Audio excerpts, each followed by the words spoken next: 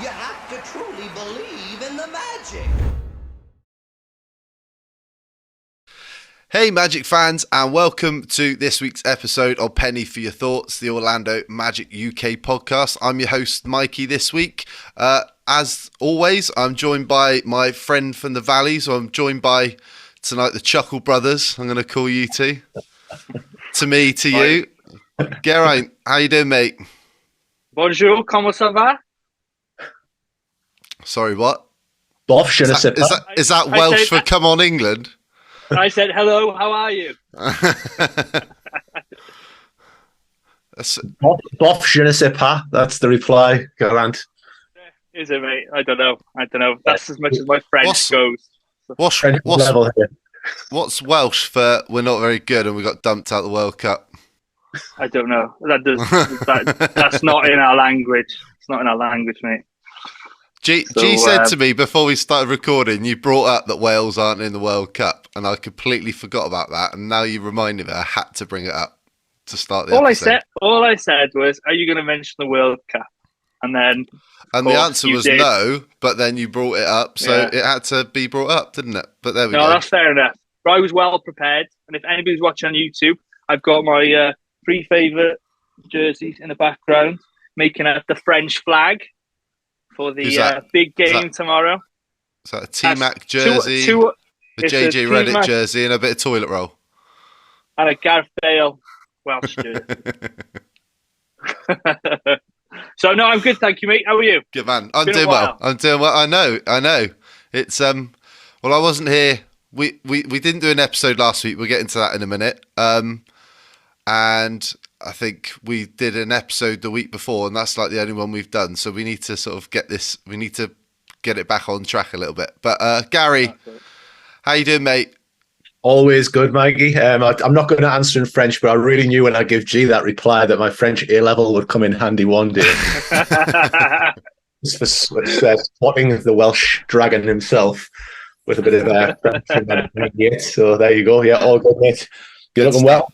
Yeah, all good, mate. All good here. So on today's episode, we're going to talk about the return of Markelle Fultz.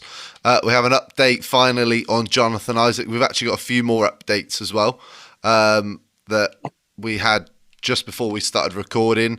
And we're also going to discuss that overtime win against the LA Clippers. But before we dive into today's show, I want to bring up something that I think's a pretty important topic. And that's our current amount of enthusiasm we've got for the Orlando Magic. We were going to do an episode last week, and I'm going to be completely honest, I didn't want to. For the first time in what feels forever, I just couldn't. I don't know. I was just so annoyed with some of the performances over the last few weeks, and I think you guys have been in that same boat. So I want to get your opinions on what you think about the first 24, 25 games of the season and where the Magic are. But as we record this, the Magic are currently 6-20. The win over the Clippers on Wednesday snapped a 9-game losing streak. And yeah, it's been a bit of a difficult stretch. Something I don't think we thought was going to happen. But I want to open it up to you guys and tell me what you think of the Magic through 25, 26 games. G? Go on, Gary, you go first. I like Gary go first. Thanks. Right, okay. Thanks, G. I was just about to wave you on there, and go like, but never mind. I would say that, first of all, I don't think I'm a negative person. I think I'm a pretty positive person. So I don't know what you guys think, but that's my self-perception. You're a Sunderland fan, mate. I am a Sunderland fan. I just noticed and realised there, G. I've got my cup as well. Just you got to say it, G, you got to at least say it properly. It's Sunderland, all right? Yeah. Hey, Mikey, that accent worked wonders for us to get into Gideon's early in Q jump. It did us good, so don't knock it until you've tried it, you know what I mean? Love it. But what I would say is, given the start of the season, given the hype, given the fact that we've got Banchero, given the fact that we've got some seriously good young talent, when you look at like Franz Wagner, Cole Anthony, Markelle Fultz, Bol, etc. And then after how the season started with the Boston game and the being in the Amway and feeling the belief and the hype building up to it all, it's really, really disappointing. I'm happy from the other night, but it's a bit of a gut punch where I'm not. When we did our predictions, I'm not expecting us to make the playoffs, but I was kind of expecting us to threaten somewhere around the play-in. So to be sitting here at the start of the season and talking about injuries, talking about problems defensively, talking about in some games a perceived possible lack of effort or enthusiasm, and seeing talking like when you're not even a halfway point of the season where we're discussing, are we tanking or are we not? It's just really, really hard to get yourself up for it, really, because you want to watch the game, you want to log in, you're giving up late nights or early mornings, and then you're kind of like, well, where is this all going? What is this all for? So it's really hard. And to be honest, from our angle, it's around hours and staying up. And when we watch the games, from an American angle, if you're someone who lives in Orlando or Florida, the money you spend on going to that game, I can't knock audience participation or who is or isn't going. So it's been a little bit disappointing. And I'm just hoping that the game against the Clippers is the start of maybe something a little bit more positive to end it on a good point. Yeah, no, that's I think what you just said there, Guy, is evident across the board with everybody. We're all a bit frustrated. There was a bigger expectation. We didn't expect all these injuries that have just piled on to the team and the squad and the preparation. So what you've got now is, how many games? 26, 27, 28 games in. And you're almost at the beginning of training camp again because you need to get everybody back. And they're still not all back, and they're not likely to be for a couple of games at least. So, we're going to talk about Markelle Fultz in a set, later on in the pod. So I won't go too much into that. But it's about having the continuity and the players knowing where they need to be, how to play with one another. We've seen flashes of it.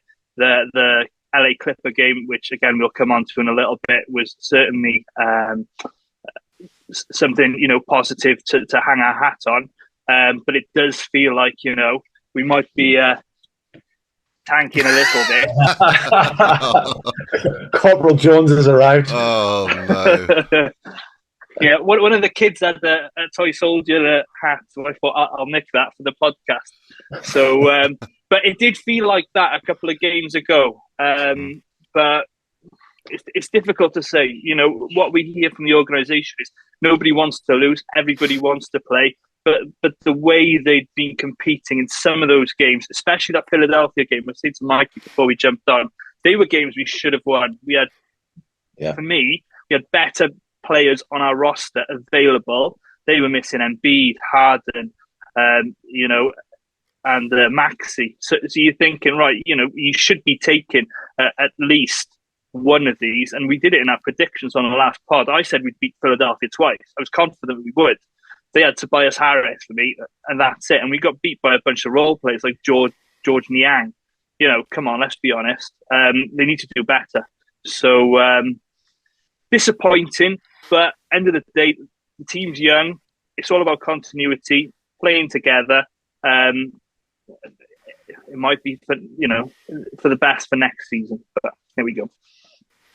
But I'm always positive, though. It's the magic of, I've watched every single game. Even when I was away last week, I caught up on every single one. So, glass half full. Yeah. Gotta be. Valid points. There's definitely some valid points. I mean, for me, and I think you guys know, I've sort of made my feelings known a little bit on Twitter over the last week. Really? I think, yeah, if anyone didn't know who those tweets are from, they were mine. But I feel like I've needed a week to recalibrate where I think our focus should be on the rest of the season. Because I said at the start of the year, I genuinely thought we had a really good shot at making a play-in tournament. And in the off-season, we were sold this belief and this message from the coaching staff that they were going to hold players accountable, that they're going to level up and all this jargon and stuff that they were coming out with. And you look at last year, and you're thinking, right, if we can get, I'm fed up of using this term, but it's true. If we can get players healthy, and you saw what Franz did in his rookie year, and you saw flashes from Jalen Suggs and Cole Anthony and everybody else, and then you add Banchero to the roster, you get Markelle Fultz back, hopefully you get J.I. back soon as well, and you're thinking, there's got to be something there, and to be, less than 25 games into the season, and it feels like the season's already over. And I said, I think we're tanking, and I don't think that's necessarily been the decision from the beginning of the season. I think it was let's just play it out, see how it goes.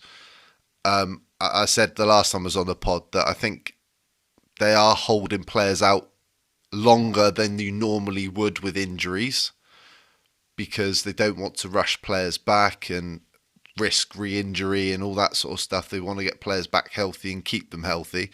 But the problem is, by doing so, they're then putting more of an emphasis on the players that are in the rotation. Like Franz, for example. Franz has had a week where he's been a lot quieter. And some of that, I think, because the ball's not in his hands quite as much. We'll get into that a bit later. But Wendell's been out with a plantar fascia injury. Well, to me, that's an overuse injury, because he's been carrying the load for too many minutes when Mo Bamba's been out injured and Mo Wagner was out at the start of the season. I think these things are starting to catch up on a few players. But,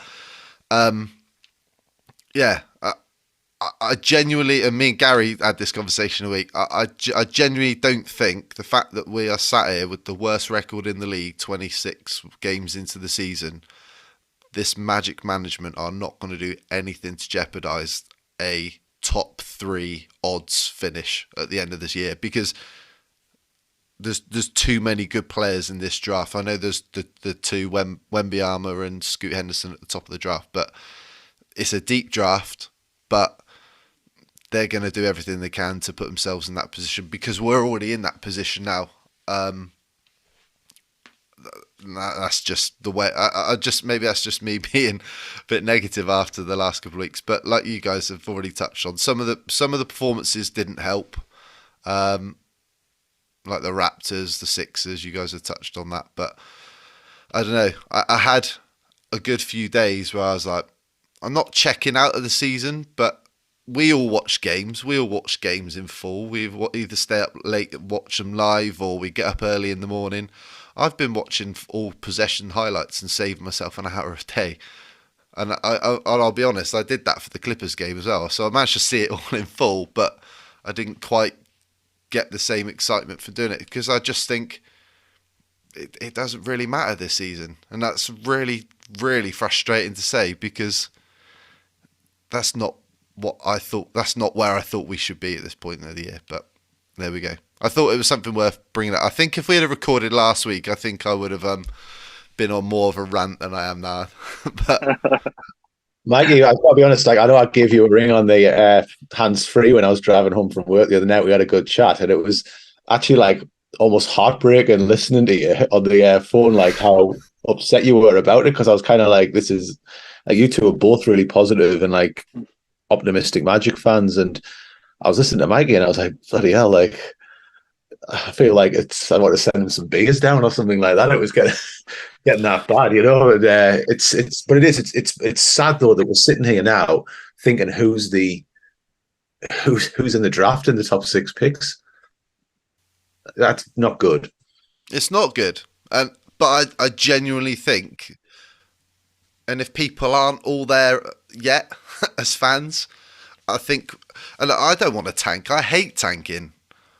But I think we've got to accept it that we're tanking. And whether it's deliberate or it's right at this moment in time, or whether it's just the way it is what it is. But I just think, I've just come to that reality over the last week that's the scenario, that's the situation the Magic are in at the moment. I'm not, it's not dampening the long-term thoughts on the team, is it? It's because, again, we're thinking ahead to next season now, like when this team's healthy, but I don't want to wait for next season. I want to compete now. Yeah. And look, there's still a lot of games left to play, but what are we gaining by going and winning, I don't know, another 20 or 30 games from where we are now, when the realistic benefit of not winning games is a really good player in the draft again next year. But there comes a point that's got to change.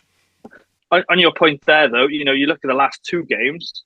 So forget the week there was, with the games against the Raptors, the Hawks, and the Sixers. We played Milwaukee, lost good championship contender, and the LA Clippers, who were highly sought of out west. And we run the Bucks close, albeit missing a couple of plays down the stretch, and then we beat the LA Clippers.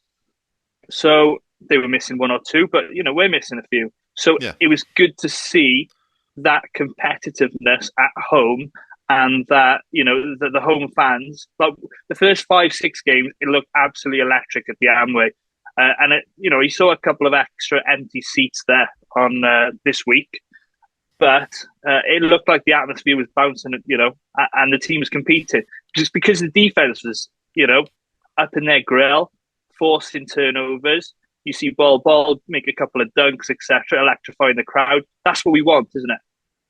Yeah, absolutely. And look, I made this clear on Twitter, or I thought I did. The players aren't tanking, the coaching staff aren't tanking, and nor should they. They should be going out there to win every game. My frustration has just been, I feel like they've been set up to fail to start this season, because they're essentially playing with one hand tied behind their back, or that's certainly what it feels like. And with the availability, it is what it is. But in my head, I've just gone, right, it's not about wins this year, which I know people have said, but I didn't want to believe it because I want to compete. I want them to go out and win games. But yeah, I think for me, it's just taking a week or so just to sort of recalibrate my thoughts on what the rest of this season's about. But yeah, right. Moving on to something positive. Magic jerseys. I've got my Paolo Banchero City jersey. Gary's got his hanging up behind him. G's got his Franz Wagner one turned up this week. Oh, I've just fallen. I've just destroyed where I was sitting. Hold on. That's not getting cut out. That's the French flag falling down, isn't it, Nola? That's the Welsh meltdown. Gee, when you went down there, I really wanted you to shout "Sacre bleu." Sacre bleu, no? Oh man. Sorry. So if you want, there's no outtakes, mate. I'm not cutting that out. If you guys want to help support the podcast, if you click in the description of the podcast or head to our website, orlandomagicuk.com, for all of our links, you can shop the new Orlando Magic City Edition and the new blue statement jerseys on the NBA EU store. I know the blue statement jersey is already low on stock, so you have to pre-order it now to get it in the new year, because I think it's been very, very well taken this year. Now the orange is gone. And you can shop with Paolo, Franz Wagner, Jalen Suggs, Jonathan Isaac, Cole Anthony, and Markelle Fultz, the King, as G wrote last week. You didn't edit that. I didn't edit it. That's why I said you said it. And if you add the discount code MagicUK10 to your order, you'll get 10% off. And it's not just for the EU.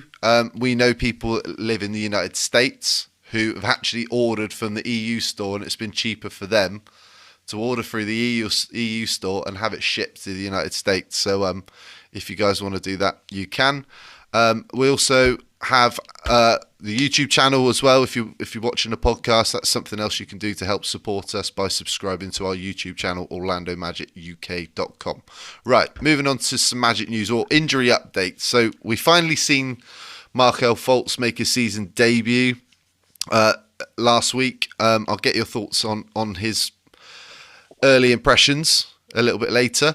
It was also announced on Tuesday that Jonathan Isaac has been practicing with the Lakeland Magic of the G League as he ramps up his conditioning ahead of his eventual return, which is good news. So hopefully it's not going to be much longer and we'll see JI back. We've seen Cole Anthony and Mo Wagner return this week, and we also see Mo Bamba return after suffering with back spasms for a few games. And then today we got an update from Jamal Mosley, who basically said Wendell, Gary, Harris, JI has obviously been practicing with Lakeland, and Chuma have been up and down running around on the court a little bit, so that it sounds fairly positive that it's not going to be too much longer before we get those guys back. I think the main takeaway from what Mosley said today was about Jalen's ankle, which is pretty concerning because he's still feeling a little bit of pain, and he's not doing any court work. And it's also the ankle that he had, I think it was a stress fracture in the off-season. He had to have surgery on it, and it's the same ankle that's still bothering him at the moment. So, yeah. Anything you guys take away from what Mosley said today? Not really. I mean, he said, he's not a doctor. It is what it is, really, isn't it? We kind of come to expect that sort of an update, and we'll find out when we find out.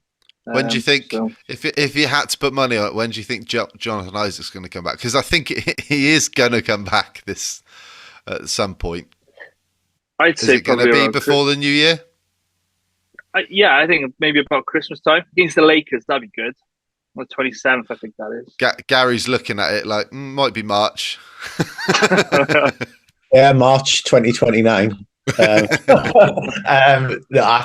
think you're looking at sometime in January for me. Yeah. But with regards to what you asked about the injury update as well, I think with the mentality Jalen Suggs has got, the Magic medical team, given where what we think's happening this season, have got to keep a really close eye on what they're doing with him in this angle. Because if they say to him, "You can play," I think he would try and play. Yeah. I agree. We've got to be very careful here. We've got a player who's got a big future, possibly in Orlando. Let's be careful with him right now. Yep, absolutely. So let's quickly recap. Well, we haven't done a pod for 2 weeks now, but the last, so since the last episode, the Magic have gone 1-7. Now sitting with the worst record in the NBA at 6-20. They lost at home twice to the Philadelphia 76ers, as G said earlier, without Joel Embiid, James Harden, and Tyrese Maxey. Then by the Nets on the road, blown out by the Hawks, lost to the Cavaliers. The Raptors game wasn't very good. And then we had a better performance against Milwaukee, but come up short in that one. And as I mentioned at the start, the Magic fought back from 18 down to beat the LA Clippers in overtime on Wednesday, snapping a 9-game losing streak. The Magic currently have an offensive rating of 108.8, which is 27th in the league, a defensive rating of 115, which is also 27th in the league, and a couple other little numbers. Paolo Banchero's averaging 21.8 points per game, which is best for 26th in the league. Franz Wagner 19.1. And one other thing, according to Tankathon, the Magic have the 9th toughest remaining schedule, which has dropped a little bit because a couple of weeks ago we had the first or second toughest schedule remaining. But yeah, so any general thoughts? We're not going to dive into games specifically, but anything that stood out to you guys? I would say how can I put this? If you had any questions about the value of Wendell Carter Jr. to the Magic, all you have to do is watch those games and see how teams just basically feasted on the inside against us. There was a massive Wendell-sized hole in the team defensively in particular. That's my thought. Yeah, and I mean, starting ball sometimes, at the centre when we didn't have the players before Mo Wagner got back and Bamba was out, whilst he didn't play, primary centre. Like Gary said, people were feasting on us. It's been very disappointing. The rebounding, especially in those games, you just find teams are just getting all sorts of offensive rebounds, second chance points. So frustrating, but the king is back now, so we'll get to that in a second. It's great that Cole's back, isn't it?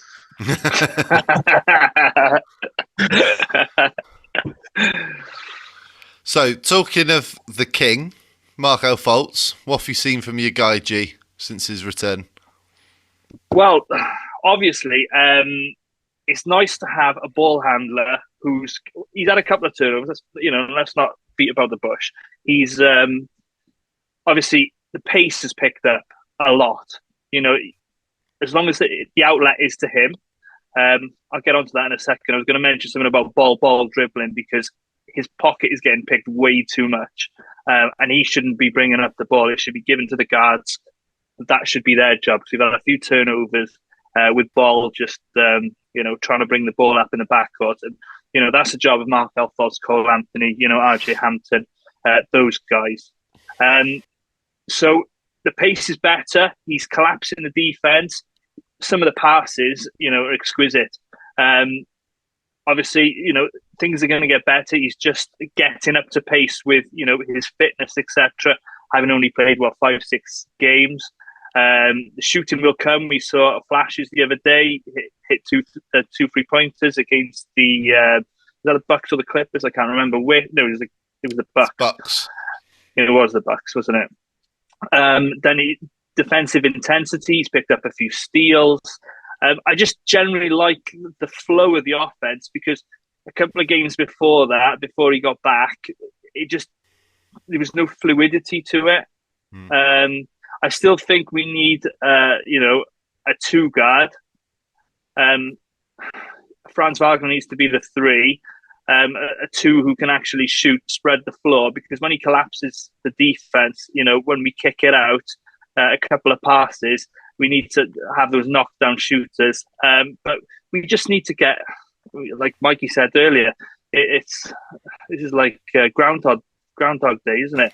We just need a full fit roster, and then we can play the best players at the same time and see what they can actually do.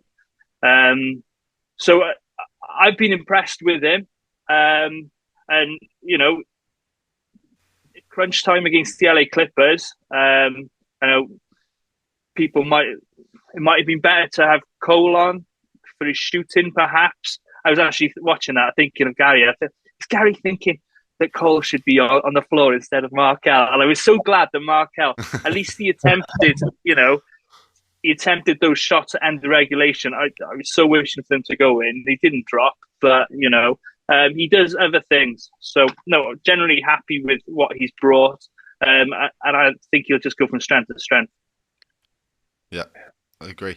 I said to G before we jumped on, if you haven't listened to the latest Orlando Magic pod squad with Dante, George, JT, I think David was on there as well. Markelle Fultz joined them this week, and they were picking his brains and basically getting his thoughts on what he feels like he's played like since his return. And JT brought up a point that when Markelle Fultz gets the ball, run. Everybody just needs to start learning to run the floor with him, because they will get rewarded. And we have seen that in games this week where you get a rebound, you get the ball to Fultz, you push the ball up the floor, and you find a corner shooter or you find somebody down in the post. That's certainly been, and I think, and again, I didn't want to start off the podcast negative. I want to turn it around to positive now. I think with Fultz being out, what it's taught us is Paolo and Franz have started to learn how to play together. Now you're adding Fultz back into that mix. I think we're now starting to see everybody else has got to learn how to play with Markelle Fultz now, and you're adding that next sort of wheel into the cog into the wheel, whatever you want to say. Yeah, it's going to take time, and I think that's got to be the focus for the rest of the season: is how do these guys develop? How do they play together? How does that look from game to game, from matchup to matchup?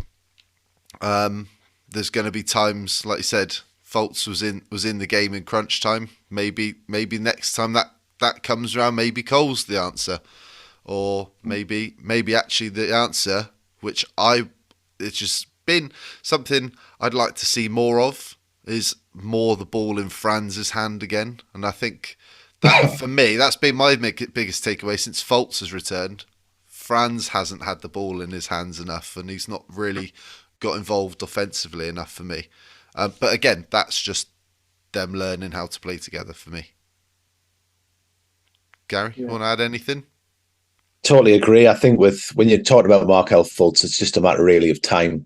But I totally agree with the points when it's saying about pace, and they've got to run the floor with him because he will get the team opportunities. But I think it's something we talked about before, Mikey, off air, when like in a phone call, that Fultz's position in the team really has to fit around Banchero and Wagner, just like everybody else. So it's going to be interesting to see how that all blends, about how much these players need the ball in their hands to be dominant going forward, really, because I think that's going to dictate their lineups, rhythm, and possibly personnel as we go forward. When Wendell returns, which out of those three, Paolo, Franz, and Markelle, do you think is going to benefit the most? I think Markel's going to have somebody else to aim at, a big body, but I think it might also free up a bit of the load that's going on the inside, because, like as we've seen without Wendell there, our front court's taking a bit of a battering sometimes in the paint. So you might see, I think, a little bit of a rise in production just from having known that big body's there that's coming in to back you up, So I think Markelle will have something to hit, but I think it's going to possibly free up energy-wise a lot more from Paolo and Franz. Yeah, I think Banchero especially, his numbers have been down a little bit, haven't they, in the last couple of games? And that could be to do with the fact that, Wendell isn't alongside. So there's been a bit more of a responsibility, on defense, on, rotations in the front court, etc. So, yeah. Well, whilst we're on that point, so I asked you about Fultz, G. I'm going to ask Gary about your thoughts on Paolo right now. He's obviously had, like G said, he's had a few struggles since Wendell's been out. He's not been... He's been getting to the free throw line. Knocking him down's been an issue, apart from the Clippers game. Yeah. I think, to be honest, what we're seeing is first, we've got to remember he's a rookie. Secondly, he's been injured, so he's coming back, and you're talking about things like rhythm, which I think can reflect in the free throws. David Steele said it. I think it was David Steele said it during the commentary in the Clippers game. If you look at the very slight dip in scoring, that is the free throws. He hits a couple more free throws, which is what he was doing at the start of the season. Yeah. But he's still averaging 22, 7, and 4 on 45%. And look at what he did in the Clippers game defensively, and particularly in overtime. He was that guy that we've been screaming out for, and we were excited about when we drafted him. I think the Raptors game is going to be interesting that we've got coming up, because he had a poor performance there. So it's a case of, have Toronto figured something out on Banchero, or was it a blip? That one game where just everybody played badly, or most people played badly. Ball did okay, I think. But overall, I think we've got to remember he's still a rookie, and he's coming in back into a team. He's got to find his rhythm. And as we've said, you take Wendell Carter Jr. out of there, it does add extra pressure on the players, because we don't really have that big defensive body. I think Mo Wagner's actually done really well since he's came back in, and has made a huge difference there. But when you're talking about the likes of Ball, Mo Bamba, you aren't going to get that.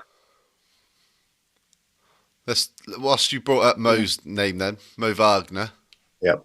What's your thoughts Superb. on Mo's? Do you want to go take this, G? Yeah, go on, mate. Go on, and I will. Very, very, very impressed with what Mo Wagner has brought.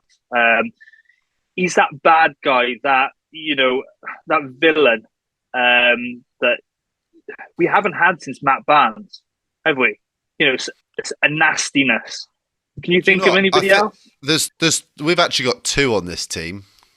And he's taken his critics as well, and I know he's not featured a lot, and nor should he when everybody's back. But Kevon Harris is that other guy. they both have that same bulldog in a mentality, DNA. don't they? Yeah. No, but I mean, you might not have seen Dante's interview at the half with in the Clipper game. You know, he was asking him questions, and he just doesn't care about the numbers. He's just like, just fight, and just beat your guy on that possession. Didn't care about the score, just fight and win, and that's what you want. He's doing the dirty work. His numbers are reflective, and the kid's only 25, so. If I was a front office, I'd be looking to extend him. If he's eligible for an extension, he does what people don't like doing. He's averaging 11.7.5 rebounds, and other than his 3-point field goal percentage, which has taken a big dip this year. He was shooting it a lot better last year. He's doing all the dirty work. He's taking charges. Okay, a couple haven't come off, and we've had a few reviews in the last 2 games. No, exceptional, and he's fast becoming a fan favorite with Ball. Yeah. Sorry about you. The only thing I was going to add to that, when Wendell returns, Mo Wagner should be the backup centre. Absolutely, yeah. Yep. Everything, I agree with everything that's just been said, and I think when you look at, even if you do look at numbers like 20 and 13 against the Clips, 19 and 12 against the Bucks, 16 and 9 against the Cavs, he's putting the numbers up. He is producing, but he's that guy where when you're watching the game, you don't like tune into a Magic game and go, "Oh, why are you watching? I'm going to watch Mo Wagner." If you're a neutral, for example, but if you're a Magic fan and you're watching that, how can you not like, first of all, the energy and the intensity? Because let's be honest, that has been sorely lacking in some of those defeats. Mm-hmm. He brings it every single minute of every single game. And I think as well, he's got an explosive play in him. He's got a dunk in him. He's got, he will do that. And you need that because when things aren't going well, you need the crowd to get back into it. And he's got a knack of just making those plays that bring you back to the game. Or lift the crowd or lift the team. And it was like the Clippers game. He had that big dunk over Zubac. He did, but he's got that in him, and we need that. We need that type of play. If you've got I think it was Brian Clough who said, if you've got your team bus and you kind of get there and there's like a bunch of guys on it who don't fancy it, you might as well just take the bus, turn it around, and go home. You need more Wagners. You need a more Wagner. It doesn't matter what you do. You need a more Wagner on your team who's just going to absolutely 100% bring it. You need run through a wall, wouldn't he? Yeah, yep. Definitely. And the screens as well. The screening's been a lot better with him on the floor. Yeah, just giving us a lot better, offensive shots. He's just got to cut out those move-in screens because he gets called for about 2 of those every single game, doesn't he? But yeah, you can't fault his attitude at all. And he had that big game against the Clippers as well. Anything else you guys want to touch on, Bol? So I think he's had a bit of a topsy-turvy kick in recently because you look at, I would say, erratic in the last 4 games. Clips and Raptors look good. Bucks and Cavs, not so great. People will say on one hand, you can see he's getting a load of love from certain Twitter accounts. And then there's a couple of other people talking about him defensively. And I think we're just going to have to roll with that for now. He's still finding himself. He hasn't played many minutes. Yeah, just give him time, see what happens. I mean, how old is he? 23, and he's averaging 13 and 7.5. If you'd have said at the beginning of the season, Ball's going to average 13 and 7.5 rebounds, shooting 60% and 41% from downtown, take it. You'd bite your hand off, wouldn't you? Yep. Yeah. You really would. So we've really unearthed a gem there. He's however you say it, Victor Wembanyama before him, isn't he? So imagine we get 2 of them. Yeah, no, Dynasty. I'm not going to quite say he's Victor Wembanyama, but because Victor Wembanyama actually plays defensively. But thing is, you want Bol in that help side. That's been his strength, that help side defense and blocking shots. And players sort of turning the corner and then Bowles there with his arms. Like that's where you want him in that help side defence. If you're looking at him, I don't know. You don't want to rely on Bol. Go on. No, on that point though, I think we sort of touched upon this in the last pod. Would you, when we've got a fully healthy roster now with J.I., Wendell back, would you start Bol, or would you bring him like the first person off the bench? I don't know. I'm not sure. He's kind of that tweener who could just play kind of wherever, isn't he? As long as he's not playing point guard. The thing is, if you look at the front court of Paolo, Franz and Wendell, the one thing we don't have out there is shot blocking, which is what Bol's really good at. So I feel like his skill set complements the other three guys a little bit more. And I know he gets the turnovers, but again, he's only 23 and he hasn't played that many games. You're on about him not bringing the ball up and cutting out the turnovers. I mean, that's going to happen. He's just got to learn to pick his moments and pick his spots. But he is actually another guy you could put the ball in his hands and make a play. Which is where this team's going, isn't it? Like if you look at the players that Weltman and Hammond have been acquiring, that's what they want. They want players that are really good at multiple things, handling the ball, shooting the ball, getting to the basket, playing good defensively, got good size, good strength, can switch, all that sort of stuff. And Bol fits that mould as well. In fact, Bol really fits the mould because he's really that sort of prototype of what we've always thought Weltman and Hammond like. Bamba. And what we expected of him. Well, more than Mo Bamba. You think back to what Jonathan Isaac was doing in the 2019 playoffs and that stretch at the end of that season. But Bol's just a more efficient offensive player than what J.I. is. But I don't know. I'm not putting a ceiling on Bol because it's just good fun to watch him out there, isn't it, really? But in terms of who would you start whilst I have a think about it? Because I'm still not sure.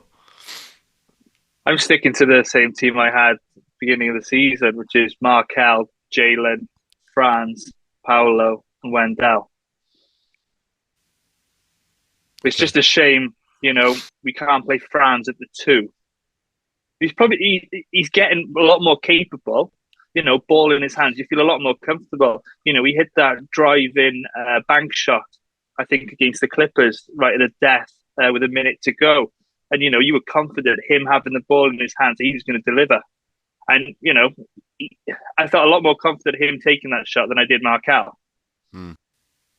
So, he's your closer, him and Banchero getting to the line, getting fouled. That's something that we've greatly improved upon by getting him on the squad. How many times does he go into the line? It's over 10. Yeah. I include it on the Magic moments just because, it's something we haven't had since we had Dwight Howard. So, yeah. Since T-Mac, who can actually knock down free throws because Dwight could do that. How are you then? Right now, I would probably stick with Bol. I'm not sure it's the best long-term plan, but again, it depends whether it's working. It's situational as well, isn't it? I agree with you, right? I'm not backtracking. I agree with you that if you had a choice of starting Cole or Jalen, I would start Jalen if he's healthy. At the start of the season, I said Cole. Sounds like a backtrack to me. No. Here's the reason. Because at the start of the season, I thought Cole, next to Markelle and his 3-point shooting, would be a better balance.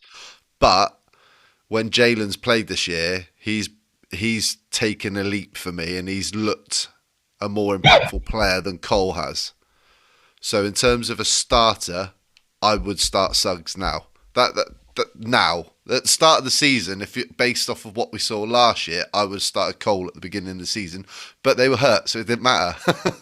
But I would, and the fact that Jalen's coming back off an ankle injury, or still rehabbing one, there's no need to rush him back into the mix, is there? You can bring him off the bench in 15, 20 minutes, and ease him back in. So I would start with Bol.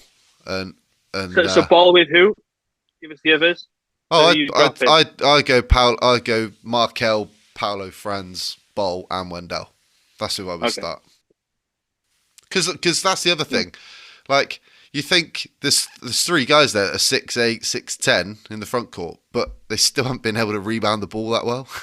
So get somebody else out there with some size that can at least try and gang rebound a little bit more. Would you agree with that, guy? I've got to be honest, I just see who's fit. It's got to the point. It's got to the point where it's like, I don't know who's going to be fit, who's going to be playing injured. You can make a case for anyone, really. Like, I think the front court, when everybody's healthy, picks itself. Mm-hmm. I think and then it's just who's fit and who's in form. And I think we'll go back to that question as well, which I think we've got to talk about when it comes to ball handling and who's going to handle the rock and get the most out of Banchero and Wagner, who plays in the backcourt. Because we haven't seen Markelle at 100% yet, so we cannot judge him. We've seen what Jalen Suggs can be, but then he's back out.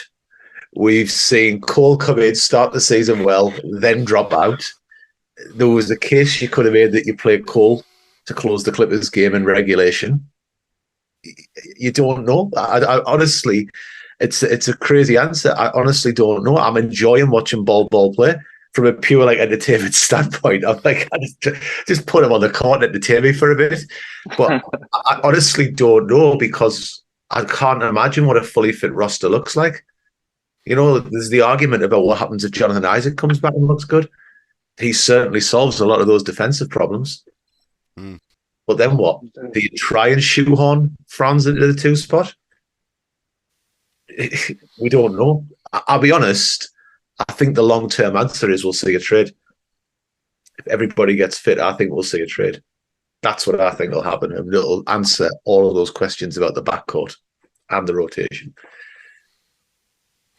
Oh, there's so many topics to dive into. There is. And you're smiling, Mikey, now. No.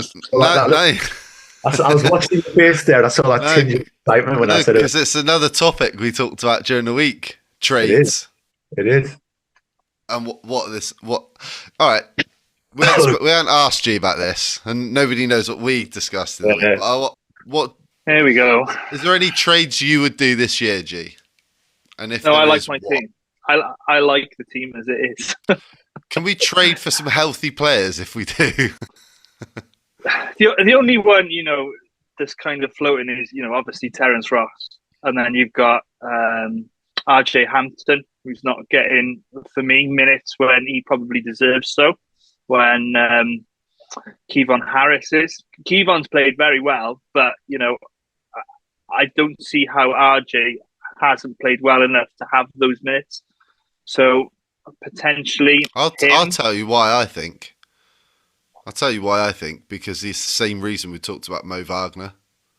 Those games where we're just lacking energy and that little bit of intensity, Kevon Harris has brought that when he's played. There is that, but RJ's shooting the ball very, very well.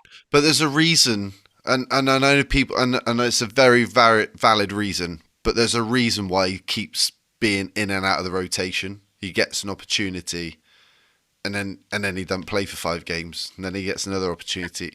There's a reason. I can't put my finger on it. I don't know. Is he? Yeah. Are they trying to keep him healthy to move him? It's a genuine thought. Yeah, I don't know who's out there that I target at the moment. I just run it back with who we've got. Does Mosley not trust him? Potentially. I like him too. Yeah. I like him. So what was the trade that you were talking about? Oh no, there's no trade that we come up with. We were just thinking. Oh, okay. If something happens this season, I know what I'd like to happen. Go on then. I'd like it all to blow up in Dallas and Luka to say that he wants out.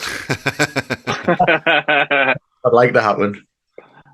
And I would like to add Luka alongside. I know it would be because they would want the house for him, but we've got Pats and we've got picks, and if we could somehow keep a hold of Franz and Paolo, which I know it's not NBA 2K, but I would love to see those three on the court together. It would be class.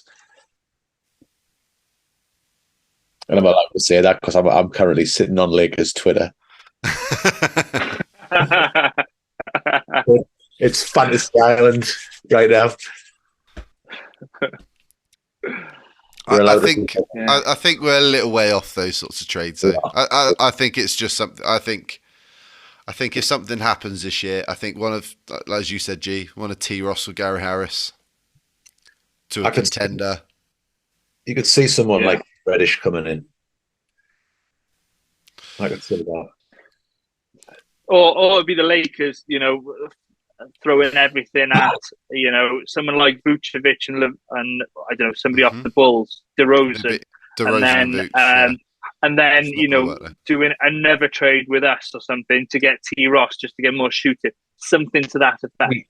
You don't say that about DeRozan and Vooch to the Lakers because that's why people hate the NBA. And NBA fans. There's a little bit of salt. Sorry. Oh, wow. Yeah. I'm salt bait tonight, Mikey. Well, that's crazy. Oh, man. I said it. Right. Moving on to the week ahead. So we haven't set a date for next week, but we'll probably record on Friday or Saturday next week. So between now and then, the Magic play 5 times, roughly 4 or 5 times. They've got the Raptors at home and home tonight and Sunday. So when you're listening to this, you should already know the result of the first Raptors game. They are currently 13-12, and they are only 3-9 on the road. Okay. Ooh. But the other caveat to this is that in all these back-to-back games against the same teams, we haven't done very well this year. So that might change this weekend, hopefully. So they play tonight and Sunday. Then on Wednesday, they play the Atlanta Hawks, who are also 13-12 and are 5-7 on the road. And then next weekend, the Magic play in Boston, back-to-back away games on Friday and Sunday. The Celtics are 21-5 as we record this, the best team in the NBA.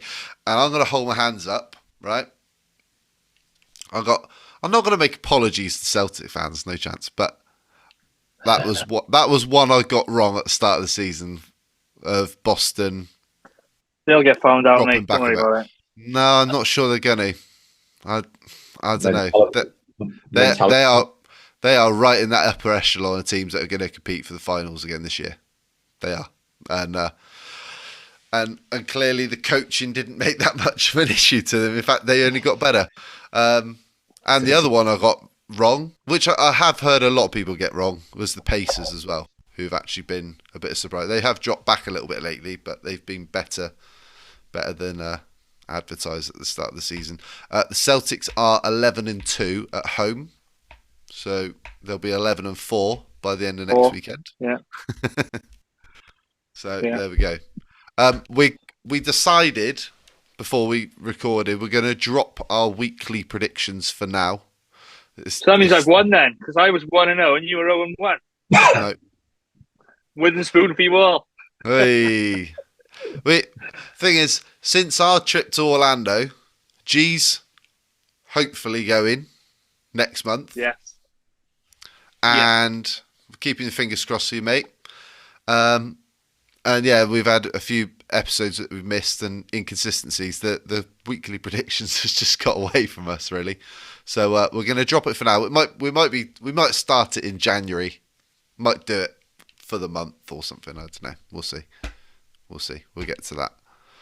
But yeah, anything else you guys want to touch on before we call it a night? No. Awesome. No. Well, it's been a pleasure. Thank you as always for listening and watching. Don't forget to subscribe to our YouTube channel, OrlandoMagicUK.com, and leave us your comments. You can also follow us on Facebook, Instagram, and Twitter at Orlando Magic UK. So from Gary, Geraint, and me, until next time, go Magic.